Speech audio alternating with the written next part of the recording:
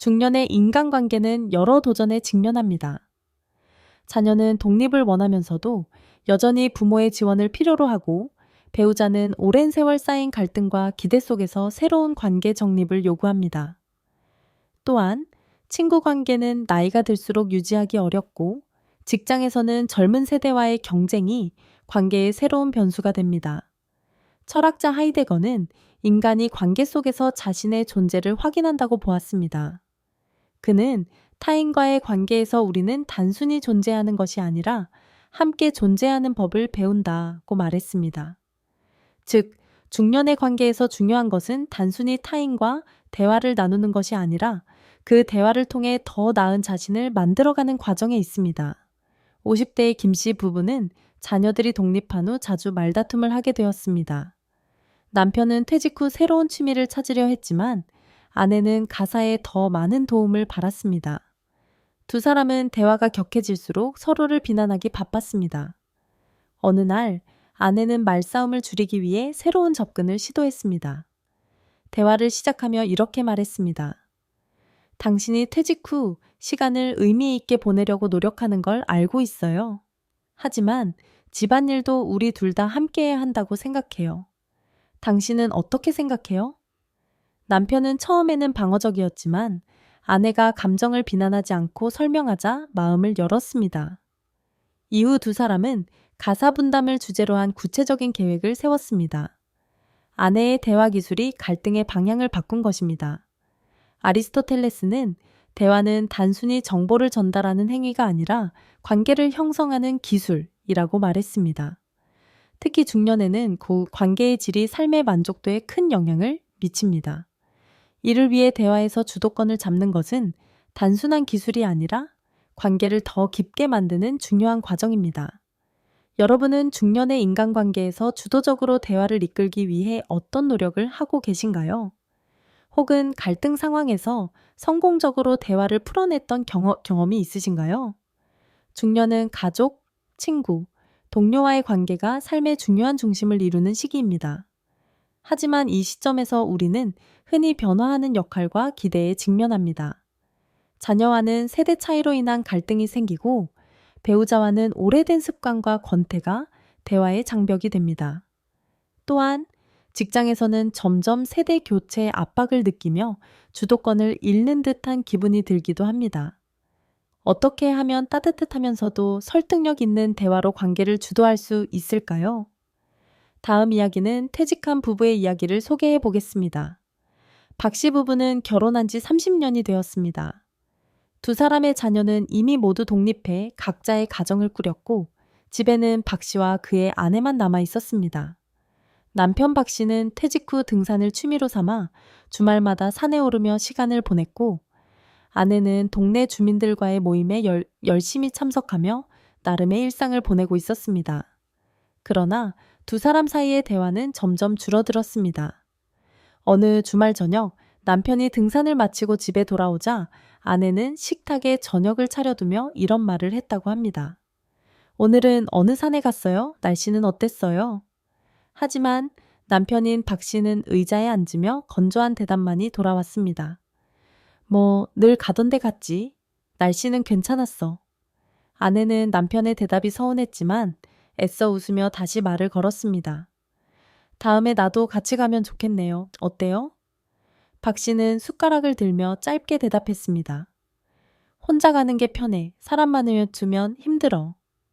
그날 밤 아내는 남편의 태도가 서운하고 섭섭해 잠을 이루지 못했다고 합니다. 남편은 아내가 자신을 귀찮게 한다고 느꼈고, 아내는 남편이 자신의 존재를 무시한다고 생각했습니다. 두 사람은 서로를 더 깊이 이해하려는 시도 없이 점점 멀어져 갔습니다. 인간관계에서 대화는 단순히 정보를 전달하는 수단이 아니라 감정을 나누고 신뢰를 쌓으며 상대방과 더 깊이 연결되는 도구입니다. 그러나 우리가 나누는 모든 대화가 항상 성공적인 것은 아닙니다. 오해와 갈등이 생기고 대화가 단절되는 순간도 많습니다. 그렇다면 어떻게 하면 대화를 통해 인간관계를 더 나아지게 할 수 있을까요? 공감은 상대방의 감정을 이해하고 인정하는 것에서 시작됩니다. 누군가와 대화할 때 그들의 감정을 존중하고 당신이 그렇게 느끼는 것도 이해돼요 라는 한마디를 전하는 것만으로도 대화의 문이 열립니다. 예를 들어 누군가가 힘든 하루를 보냈다고 말할 때 그건 정말 힘들었겠다 라고 공감해 주는 것은 그들에게 위로가 됩니다. 가족, 친구, 동료, 그리고 낯선 사람들과의 대화는 우리가 세상과 연결되는 창구입니다. 그러나 때로는 우리가 하는 대화가 오해와 갈등으로 이어지기도 합니다. 이런 순간 대화의 기술은 단순히 갈등을 해결하는 것을 넘어 서로의 마음을 여는 중요한 역할을 합니다. 오늘은 대화 속에서 겪는 다양한 상황과 이를 풀어가는 이야기를 나누어 보겠습니다. 여러분, 다음으로는 결혼 20년 차 부부의 이야기를 들려드리려고 합니다. 이 부부는 겉으로 보기에는 평범하고 안정적인 결혼 생활을 이어가고 있었지만 그들 사이에는 보이지 않는 벽이 조금씩 생겨나고 있었습니다. 서로에 대한 애정이 완전히 식은 것도 아니고 대화가 완전히 끊긴 것도 아니었지만 마음속 깊은 곳에서는 무언가 소원해진 느낌을 받고 있었습니다. 어느 날 저녁, 아내가 조심스럽게 입을 열었습니다. 요즘 당신이 너무 무심하게 느껴져요. 예전에는 내가 뭘 해도 관심을 가져주고 다정하게 대해줬잖아요. 그런데 지금은 그냥 의무적으로 같이 사는 것 같아요. 남편은 조금 당황한 듯 표정을 굳히며 대답했죠. 그게 왜 무심하다는 거야? 난 예전이나 지금이나 똑같이 하고 있어. 당신이 너무 예민하게 느끼는 것 아닐까? 아내는 잠시 말을 멈췄다가 눈물을 머금은 목소리로 속마음을 털어놨습니다. 나는 당신이 나를 사랑하는지도 모르겠어요. 집에 와도 대화다운 대화를 한 적이 언제인지 기억도 안 나요. 우리는 서로 다른 세상에서 사는 사람들 같아요. 남편은 아내의 말을 듣고 한참 동안 아무 말도 하지 못했습니다. 그는 무겁게 한숨을 쉬며 고개를 떨궜습니다. 난 그런 뜻으로 행동한 게 아니었어. 그냥 내가 편하게 지내는 방식일 뿐이라고 생각했어. 당신이 그렇게 느꼈을 줄은 몰랐네.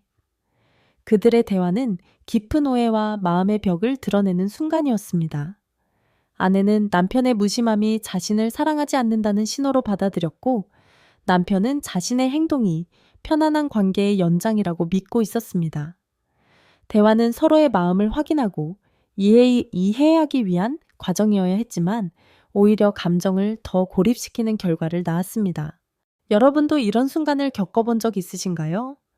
배우자나 사랑하는 사람과 대화하고 싶지만 그 대화가 어긋나거나 상대방에게 전혀 닿지 않는 것처럼 느껴졌던 순간 말입니다.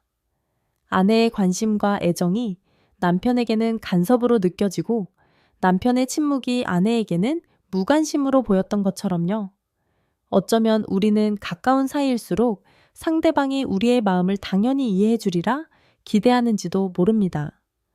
내가 이렇게 말했으니 너도 알겠지? 라는 생각 말입니다. 하지만 대화는 말의 교환만으로 완성되지 않습니다. 말 뒤에 담긴 감정과 의미, 그리고 상대를 이해하려는 태도가 없이는 진정한 대화가 이루어질 수 없습니다. 철학자 마르틴 부버는 진정한 대화는 상대를 하나의 너로 대할 때 시작된다고 말했습니다. 여기서 너란 단순히 역할이나 기대를 넘어선 존재 자체를 뜻합니다. 그런데 우리는 종종 상대를 너가 아닌 그것으로, 즉 내가 원하는 역할만 수행하는 존재로 바라보곤 합니다. 아내는 남편을 나의 대화를 들어줘야 하는 사람으로만 봤고 남편은 아내를 나를 이해하지 못하는 사람으로 여겼습니다. 이런 시각에서는 서로의 감정과 진심이 전달되기 어렵습니다. 여러분의 관계는 지금 어떤 상태인가요? 혹시 나누지 못하고 있는 대화가 있다면 그것은 왜 막혀 있다고 느끼시나요?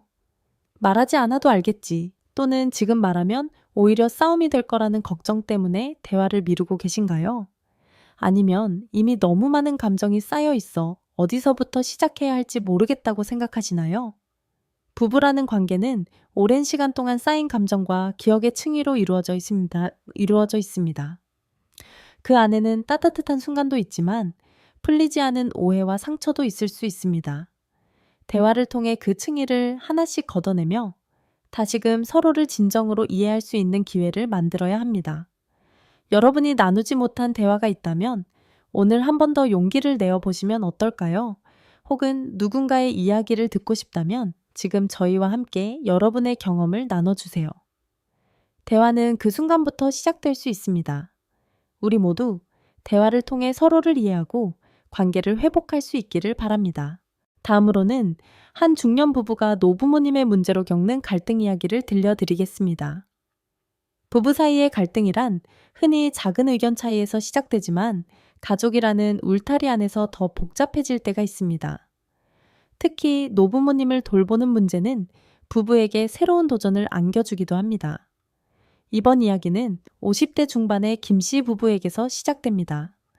김씨 부부는 결혼 25년 차로 대학생 자녀 둘은 이미 집을 떠나 독립했습니다. 두 사람은 한동안 자녀를 키우느라 바빴던 시절을 지나 이제는 조금 여유로운 시간을 누리고 싶다는 마음을 가지고 있었습니다. 그러나 몇 달 전 남편 김 씨의 아버지가 갑작스럽게 건강 문제로 병원에 입원하게 되면서 모든 계획이 달라졌습니다. 남편의 아버지는 퇴원 후 일상적인 활동이 어려워졌고 가족들은 그를 요양원에 모실지 아니면 집으로 모실지 고민했습니다. 결국 김 씨 부부는 아버지를 집으로 모셔와 함께 생활하기로 결정했습니다.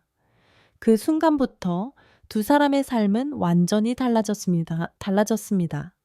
아내는 매일 아침 일찍 일어나 아버지의 식사를 준비했습니다. 식사는 늘 간단할 수 없었습니다. 고혈압과 당뇨를 앓고 있는 아버지를 위해 특별한 식단을 계획하고 요리하는 데 많은 시간이 들었죠.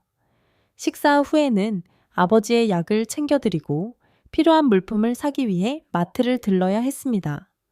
오후에는 아버지를 병원으로 모시고 가야 하는 날이 많았습니다. 병원 대기실에서 아내는 아버지가 진료를 기다리는 동안 의자에 앉아 하염없이 스마트폰만 들여다보며 시간을 보냈습니다. 한편 남편 김 씨는 회사 업무와 병행하느라 정신없이 바빴습니다. 그는 집에 돌아오면 저녁을 먹고 바로 TV 앞에 앉아 쉬곤 했습니다. 어느 날 저녁 아내는 남편에게 말을 꺼냈습니다. 여보, 아버님 모시고 병원 다니는 것도 집안일도 이제 정말 너무 힘들어요. 나는 도대체 언제쯤 쉬어볼 수 있을까요? 남편은 고개를 끄덕이며 아내의 말에 동의하는 듯 했지만 곧 피곤한 표정으로 이렇게 대답했습니다. 당신이 고생하고 있다는 거 알아. 정말 미안하고 고마워. 그런데 내가 회사에서 하루 종일 일하고 나면 집에서 쉬고 싶어서 당신이 조금만 더 참아줄 수 없을까? 아내는 남편의 반응에 억울함과 분노를 느꼈습니다. 그녀는 계속해서 감정을 억누르며 대화를 이어갔습니다. 나도 당신이 힘든 건 알아요. 그런데 내가 혼자서 모든 걸 감당할 순 없잖아요. 당신도 아버님 돌보는데 조금 더 참여해줬으면 좋겠어요. 남편은 한숨을 쉬며 대답했습니다. 그래, 내가 주말에는 병원에 같이 갈게. 그런데 요양원에 모신다는 얘기는 다시 꺼내지 마. 아버지가 그런 얘기를 들으시면 얼마나 서운해하시겠어. 아내는 남편의 태도가 답답하기만 했습니다. 그녀는 더 이상 아무 말도 하지 못하고 방으로 들어가 문을 닫았습니다. 그날 밤 아내는 한참을 고민했습니다. 내가 너무 과한 요구를 한 걸까? 아니면 나 혼자 너무 많은 걸 짊어지고 있는 걸까? 그녀는 남편에게 서운한 마음이 들면서도 노부모를 돌보는 일에 대한 책임감을 느끼는 남편의 마음도 이해하려 애썼습니다. 반면 남편은 침대에 누워 스스로에게 질문했습니다. 나는 정말 아내를 잘 도와주고 있는 걸까? 아버지를 생각하는 내 마음이 아내에게 너무 큰 부담이 된 건 아닐까? 하지만 그는 아버지의 자존심을 지키는 것과 아내의 감정을 돌보는 것 사이에서 어떻게 균형을 잡아야 할지 막막하기만 했습니다. 여러분은 이런 상황을 겪어보신 적 있으신가요? 사랑하는 배우자와 부모님을 돌보는 문제로 갈등을 겪으면서 무엇이 옳은 선택인지 고민했던 순간 말입니다. 사랑하는 배우자와 부모님을 돌보는 문제로 인해 관계가 복잡해지고 감정의 골이 깊어졌던 경험이 떠오르시나요? 아내는 자신의 희생이 존중받지 못한다고 느꼈습니다. 남편은 부모님을 보호해야 한다는 책임감에 묶여 있었죠. 두 사람 모두 각자의 입장에서 최선을 다하고 있었지만 상대방의 고충과 감정을 온전히 개지하지 못한 상태였습니다. 부부 관계에서 이런 상황은 흔히 발생합니다. 서로를 가장 잘 알고 있다고 믿지만 정작 중요한 순간에는 상대방의 진심과 고통을 놓치고 마는 것이죠. 여러분은 이런 순간을 겪어보셨나요? 혹시 배우자와의 대화에서 아니면 부모님을 돌보는 문제를 두고 여러분도 비슷한 고민을 해보신 적이 있으신가요? 상대방의 입장을 충분히 이해한다고 생각했지만 정작 상대방은 그것이 부족하다고 느꼈던 경험은 없으신가요? 철학자 한나 아렌트는 대화는 인간이 서로를 이해하는 가장 강력한 연결고리라고 말했습니다. 하지만 이해는 단순히 말을 나누는 것만으로 이루어지지 않습니다. 대화에는 공감과 경청, 그리고 자기 감정을 솔직히 표현하는 용기가 필요합니다. 남편 김 씨는 아내가 얼마나 지쳐 있는지 알았지만 부모님에 대한 죄책감과 책임감 때문에 더 깊이 다가가기를 주저했습니다. 아내는 남편이 자신의 고통을 이해해 주길 바랐지만 남편의 부담감에 대해 깊이 생각하지 못했습니다. 이처럼 부부 관계에서 대화가 부족하면 각자의 마음속에서 갈등이 점점 커지기 마련입니다. 여러분이라면 이 상황에서 어떻게 하셨을까요? 배우자의 입장을 이해하면서도 부모님에 대한 책임을 다하려면 여러분은 어떤 선택을 하셨을까요? 혹은 여러분은 이미 비슷한 갈등을 겪으셨고 그 갈등을 해결하기 위해 어떤 노력을 하셨나요? 대화라는 것은 두 사람이 함께 짊어진 무거운 짐을 조금씩 나누는 과정입니다. 대화 속에서 우리는 상대방의 감정을 알아가고 자신의 감정을 나누며 새로운 해결의 실마리를 찾습니다. 여러분은 지금 어떤 대화를 나누고 계신가요? 혹시 대화를 미루고 있는 사람은 없으신가요? 오늘 이 이야기를 통해 여러분도 떠오르는 사람이 있다면 한번 그 사람과의 대화를 다시 시작해 보시면 어떨까요? 아니면 이 사연을 듣고 여러분이 느낀 점을 나눠주시는 것도 좋습니다. 여러분의 이야기가 또 다른 누군가에게 큰 힘이 될 수 있습니다. 마지막으로는 가족 간 갈등, 그 중에서도 유산 문제로 인해 벌어진 형제자매 간의 갈등 사연을 보내주셔서 이 이야기를 들려드리려고 합니다. 우리는 보통 사랑으로 묶였던 가족이 유산 문제로 인해 틀어지기도 하는데요. 이는 우리 주변에서 흔히 볼 수 있는 이야기이기도 합니다. 하지만 이러한 이야기가 금전적인 문제로 불거져 약간은 민감해 하실 수 있는 부분이 있지만 이러한 사연을 통해 우리가 어떻게 대처해야 할지를 고민해 봐야 할 것 같습니다.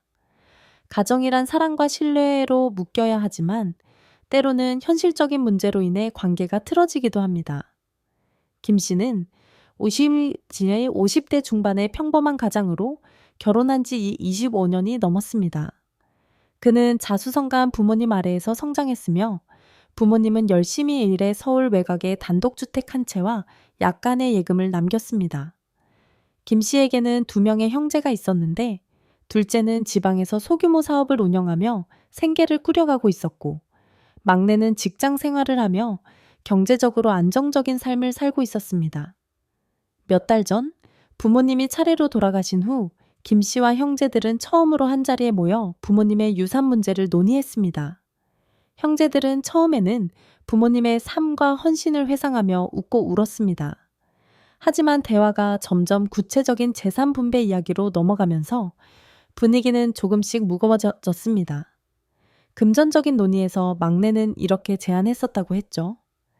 부모님 집은 너무 오래됐으니 팔고 나머지 예금과 함께 나누는 게 좋지 않을까? 둘째 역시 고개를 끄덕이며 동의했습니다. 두 사람은 집의 유지비와 실질적인 가치를 고려할 때 그렇게 하는 것이 가장 현실적이라고 생각했습니다. 하지만 장남인 김 씨는 형제들의 제안을 듣고 단호히 반대했습니다. 그는 집을 지키고 싶다는 뜻을 분명히 밝혔습니다. 김 씨에게 이 집은 단순한 재산이 아니었습니다. 어린 시절의 추억, 부모님과의 마지막 순간, 그리고 자신이 부모님을 모시며 지켜왔던 시간들이 고스란히 담겨있는 공간이었습니다. 김 씨는 형제들에게 이렇게 말했습니다. 집을 팔면 부모님의 흔적이 사라지는 거야. 나는 부모님이 이 집에서 평생을 보내신 걸 잘 알고 있어. 이 집을 지키는 게 우리가 할 수 있는 최소한의 도리라고 생각해. 하지만 형제들의 입장은 달랐습니다. 둘째는 사업 실패로 인한 경제적 어려움을 겪고 있었고, 막내는 결혼과 육아로 인해 예산이 빠듯했습니다. 두 사람에게 부모님의 집은 감정적인 가치보다는 현실적인 부담으로 다가왔습니다. 그들은 김 씨의 주장이 자신들의 상황을 고려하지 않는 이기적인 주장으로 보이기 시작했습니다. 형제들 사이의 대화는 점점 격해졌습니다. 서로의 입장은 이해받지 못한 채 부딪혔고, 그 과정에서 묵혀왔던 감정들이 표출되기 시작했습니다. 둘째는 김 씨에게 이렇게 말했습니다. 형은 부모님 곁에서 많은 걸 누렸잖아. 부모님이 병원비가 필요할 때마다 내가 돈을 보냈던 거 기억해? 그때 내가 얼마나 힘들었는지 형은 알기나 해? 김 씨는 얼굴을 굳히며 대답했습니다. 네가 도왔던 건 고맙게 생각해. 하지만 나는 부모님을 모시면서 매일같이 돌봐드렸어. 내가 얼마나 고생했는지는 너희가 알 수 없을 거야. 이 말을 듣고 막내는 속으로 억울함을 느꼈습니다. 그는 차분하게 말하려 했지만 점점 감정이 올라오는 걸 참지 못했습니다. 형이 부모님 모신 건 알겠어. 하지만 우리가 도운 건 다 무시해도 된다는 거야? 이 집을 지키고 싶으면 형이 우리 목까지 보상해야지 하는 거 아니야? 김 씨는 형제들과의 대화를 마치고 집에 돌아와 아내에게 그날 있었던 일을 털어놨습니다. 그의 얼굴에는 피로와 분노, 그리고 실망이 섞여 있었습니다. 오늘도 도무지 의견이 맞질 않아 부모님 집을 그냥 팔아버리겠다는 말이 어떻게 나올 수 있지? 그 집이 부모님이 평생 지키신 집인데 난 절대 팔 수 없어. 아내는 남편의 이야기를 조용히 듣고 고개를 끄덕였습니다. 여보, 형제들 마음도 이해해보려고 노력해보는 게 좋을 것 같아요. 그들 나름대로 사정이 있을 거잖아요.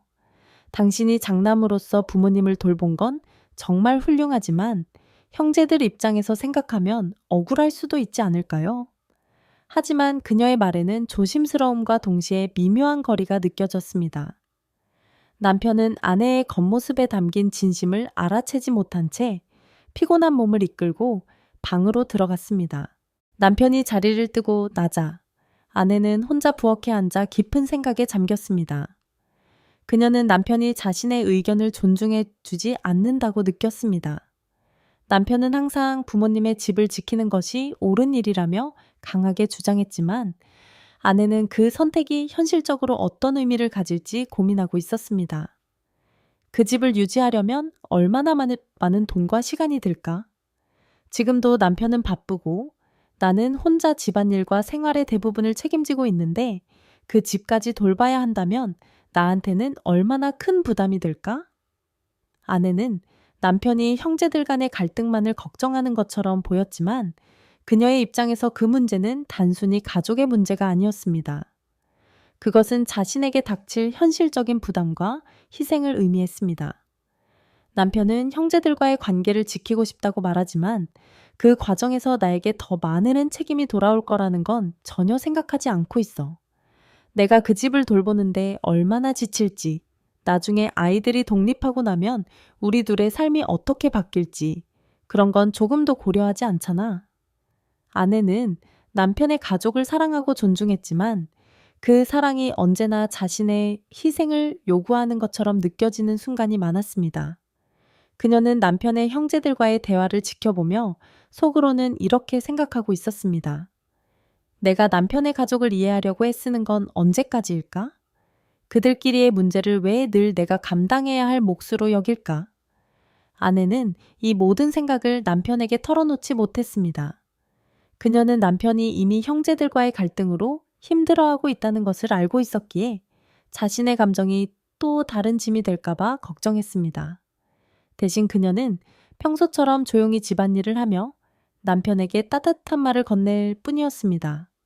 하지만 그녀의 마음속에서는 또 다른 목소리가 메아리 쳤습니다. 이런 이야기를 나누지 않으면 결국 내 불만은 쌓이고 나중에 더 큰 문제가 되지 않을까? 나도 나의 감정과 생각을 존중받고 싶어. 하지만 지금은 말할 때가 아닌 것 같아. 그녀는 자신이 희생을 선택하며 감정을 억누르는 것이 부부 관계를 위한 최선의 방법인지, 아니면 언젠가 자신도 진심을 꺼내야 하는지에 대해 끊임없이 고민했습니다. 비슷한 상황에서 배우자의 가족 문제를 함께 짊어져야 한다는 부담을 느껴보신 적이 있으신가요?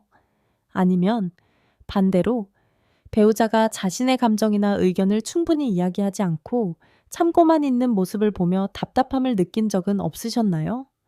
가족 간의 갈등, 특히 유산과 같은 현실적인 문제에서 오는 충돌은 단순히 물질적인 문제가 아닙니다. 그것은 과거의 기억과 감정, 역할과 책임이 뒤엉킨 복잡한 문제입니다. 이 이야기 속 부부는 서로를 사랑하고 함께하려는 마음을 가지고 있었지만 결국 감정의 틈이 생기고 말았습니다. 그렇다면 우리는 이런 상황에서 어떻게 해야 할까요? 철학자 장폴 사르트르는 타인을 이해하려는 노력은 나를 이해하는 첫걸음이라고 말했습니다. 김 씨는 자신의 입장에서 부모님의 집을 지키고 싶다는 마음만 강조했습니다. 하지만 그 집을 지키는 과정에서 아내에게 닥칠 현실적인 부담과 그녀의 감정을 충분히 헤아리지 못했습니다. 김 씨가 아내의 입장에서 이 문제를 바라보려고 노력했다면 형제들과의 대화뿐만 아니라 부부 사이의 대화도 더 나아질 수 있었을 것입니다. 반대로 아내의 침묵도 문제를 더 복잡하게 만들 수 있습니다. 철학자 한나 아렌트는 대화는 단순한 언어의 교환이 아니라 서로의 세계를 열어주는 창구라고 말했습니다. 아내는 남편이 이미 형제들과의 갈등으로 지쳐 있다는 것을 알았기에 자신의 목소리를 억눌렀습니다. 하지만 그 침묵이 오래 지속된다면 그녀의 억울함과 피로는 나중에 더 큰 갈등으로 돌아올 가능성이 큽니다.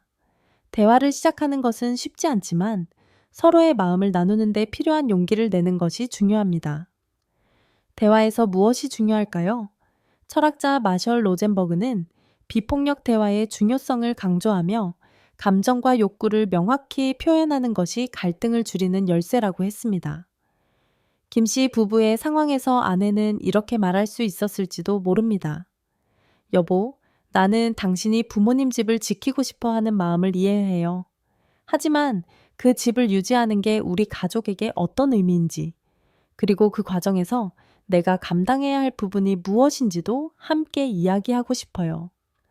이런 식의 표현은 상대방을 비난하거나 압박하지 않으면서도 자신의 입장을 명확히 전달할 수 있습니다. 여러분은 가족 문제로 인해 배우자와 갈등을 겪었을 때 어떤 방식으로 대화를 풀어가셨나요? 혹은 배우자가 자신의 감정을 억누르고 침묵할 때 그 마음을 어떻게 헤아리고 다가가셨나요? 사랑과 이해는 한 방향으로만 흘러서는 안 됩니다. 배우자가 느끼는 감정, 그리고 그 감정 뒤에 숨겨진 욕구와 불안을 함께 탐구하는 과정이 필요합니다. 그것이 바로 대화의 본질이며 관계를 더 깊게 만드는 힘입니다.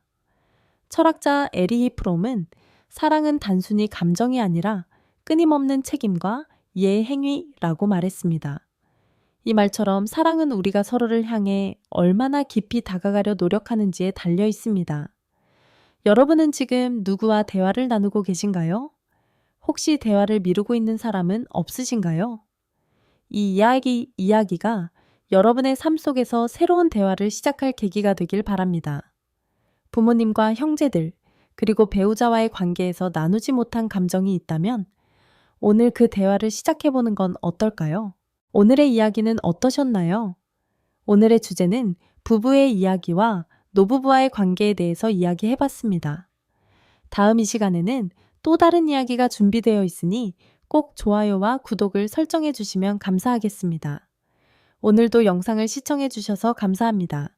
새해 복 많이 받으시고 다음 이 시간에 만나 뵐게요.